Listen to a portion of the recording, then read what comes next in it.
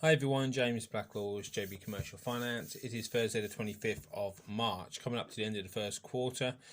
Clearly one of the big questions in my world is around the business recovery loan scheme, which I've gone on about on quite a few videos and posts in the last few weeks. Announced by Rishi Sunak at the budget, due to launch on the 6th of April.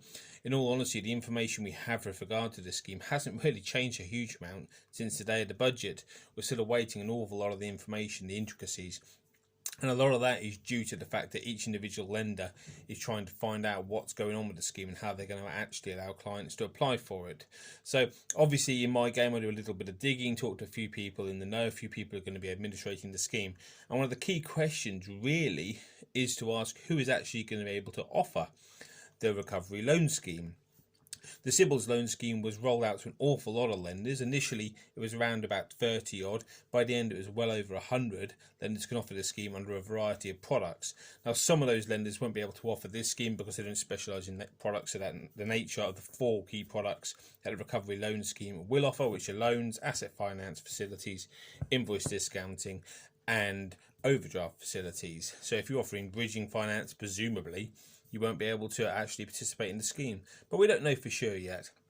And we had a couple of conversations. It seems that the panel for this particular facility may well be similar to the CBILS facility, which is larger than the bounce back loan.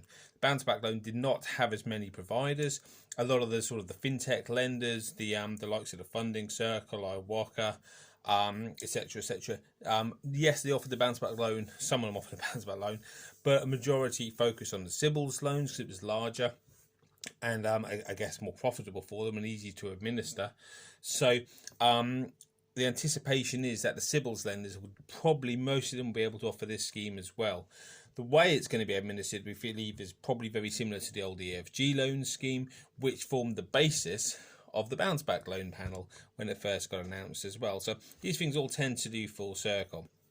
So the initial hunch is that there'll be an awful lot of people offering the recovery loan scheme. Clearly the high street banks are going to be involved. They're going to be front and centre of this. How they're going to administrate it from an underwriting point of view, I'm not too sure. We've certainly seen their underwriting criteria to be significantly harsher than the criteria for the fintech lenders, who've generally needed a one-page explanation as to why the business needs the money, and then they needed the accounts and the bank statements, etc.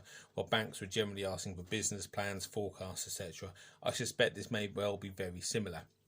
So I think if you're looking to apply for the recovery loan scheme, you think it's going to be something that's useful for you. If you're looking to go to your bank, I think you're probably going to need to go through a full underwriting application process, which involves business plans.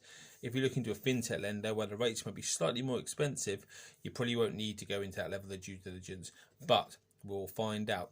And obviously I'll keep as many people updated as want to know. I'm James Blacklaws. Any questions about this or anything else, please get in touch.